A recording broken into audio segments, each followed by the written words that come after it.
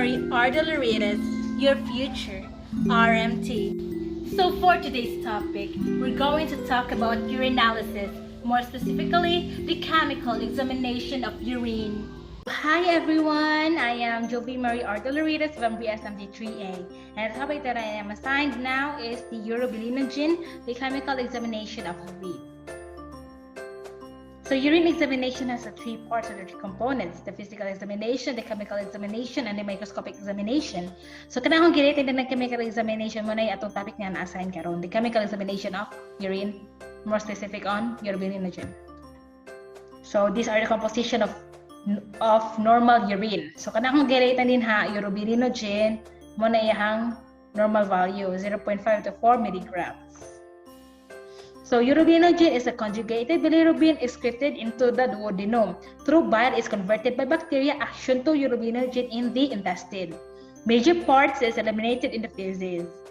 A portion of urobilinogen is absorbed in blood which undergo recycling, or what we call enterohepatic circulation. A small amount which is not taken by the liver is excreted in urine. Urobilinogen is colorless. Upon oxidation, it is converted to urobilin, which is orange-yellow in color. So take note with the color ha. Normally, about 0.5 to 4 milligrams of urobilinogen, sa katong ipagkita niyo nga table kanina iyang normal value, is excreted in urine in 24 hours. So urinary excretion of urobilinogen shows the diurnal variation with highest level in afternoon. So taas og level ang urobilinogen basta hapon. A 2-hour post-meal sample is usually preferred. So, the clinical significance of urobilinogen. Early detection of liver disease greater than 1 mg per dl, liver disorders like hepatitis, cirrhosis, carcinoma. Hemolytic disorders is the excess bilirubin being converted to urobilinogen and increased urobilinogen recirculated to liver. Negative bilirubin and strong positive urobilinogen are seen in hemolytic disorder. 1% of the non-hospitalized population and 9% of a hospitalized population exhibit elevated results. This is frequent caused by constipation. So no urobilinogen is seen in the urine while bile duct obstruction. So the strip will give a normal result. So reagent strip cannot report a negative urobilinogen reading. Take note with that ha, the reagent strip cannot report a negative urobilinogen reading. Causes of increased urobilinogen in urine. So the first one is the hemolysis. It is the increased urobilinogen in urine without bilirubin. Excessive destruction of red cells leads to hyperbilirubinemia and therefore increased formation of urobilinogen in the gut. Hemorrhage in tissue. There is increased formation of urobilinogen from destruction of red cells. So now these are the causes of reduced urobilinogen in urine. First is the obstructive jaundice, kana mag-yellow imong panit, imong skin. In biliary tract obstruction, delivery of bilirubin to the intestine is restricted and very little or no urobilinogen is formed. So clay-colored stool ang color sa imong ihi, ani. Second one is the reduction of intestinal bacteria flora. This prevents conversion of bilirubin to urobilinogen in the intestine. Take note with that ha. This one prevents conversion of bilirubin to urobilinogen in the intestine. It is observed in neonates and following antibiotic treatment. So correlation with other tests. Ang correlate sa urobilinogen is the bilirubin, which is bilirubin and urobilinogen.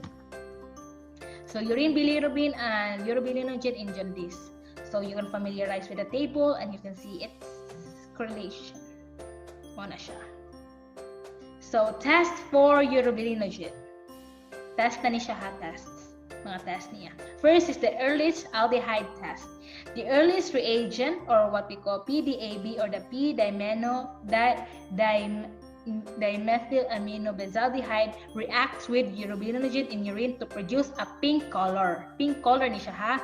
Intensity of color depends on the amount of urobilinogen present. So take 5 ml, so may ang procedure. Take 5 ml of fresh urine in a test tube. So rin buhaton, add 0.5 ml of early aldehyde reagent, which consists of hydrochloric acid, 20 ml distilled water, and 80 ml and para-dimethyl amino benzaldehyde 2 grams. Allow to stand at room temperature for 5 minutes. So ang muhang makita nani is the development of pink color indicates normal amount of urobilinogen. Dark red color means increased amount of urobilinogen. So the concentration of the color imong basihan ani. Kung dark, daas. Kung dili kaayo, anang normal ra.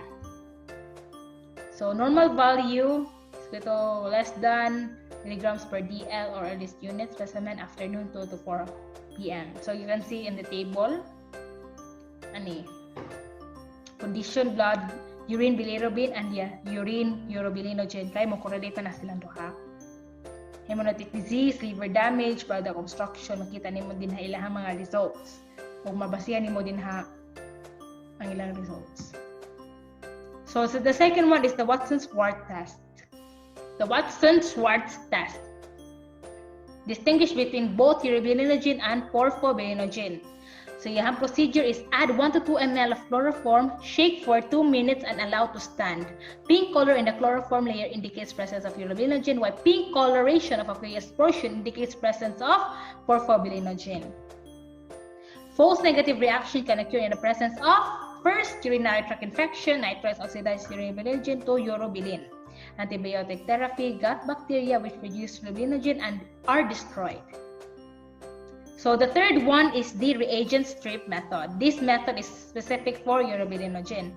Test area impregnated with either p-dimethyl aminobenzaldehyde or 4-methoxybenzene diazonium tetrafluoroborate. So reagent strip reaction. So different principle. So naay multi-sticks o chemstrip. Sa multi-sticks mo ni si Ehrlich aldehyde reaction. The p-dimethyl aminobenzaldehyde or the Ehrlich reagent report in Ehrlich unit EU1 EU or is equivalent to 1 mg per dl. So normal readings is 0.2 to 1. Abnormal is kanang dagko na like 2, 4, 8. So light to dark pink ang iyahang basehan nga color. Next is the chemstrip, di ba? Multi-sticks o chemstrip. Sa chemstrip si diazo or azo-coupling reaction. The 4-methylbenzene diazonium tetrafluoroborate, more specific than Ehrlich reaction report in mg per dl, so white to pink. So akali siya nga reaction is more specific than the Ehrlich reaction or the multi-sticks.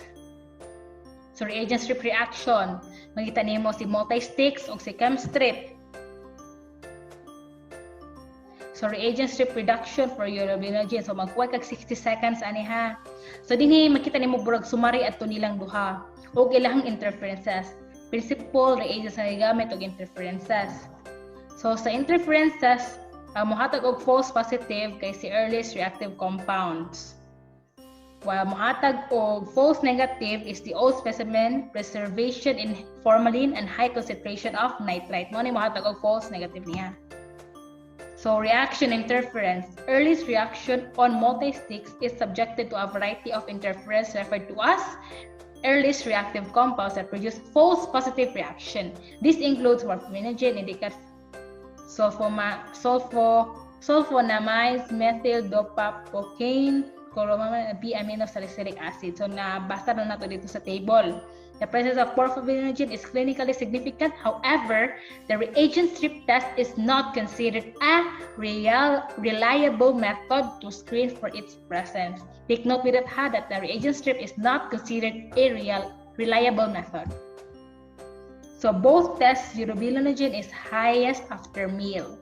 Increased bile salt or specimen formalin preservation decreases result. Automatic or false negative. Chemstrip, false negative with high nitrate interference with diazo reaction. False negative reading are also obtained with both strip when a formalin is used as a preservative. So maning summary niya. component urability test area iyang result ngano na false positive o false negative siya. So ang confirmatory tested ni SD Watson-Schwartz qualitative test nya man iyang clinical significance. So hepatitis, cirrhosis, hemolytic disorders in high-risk patients. So man ilang clinical significance. So maura na tanan guys, and thank you for watching and listening and understanding my video, and stay safe everyone, and God bless. Bye.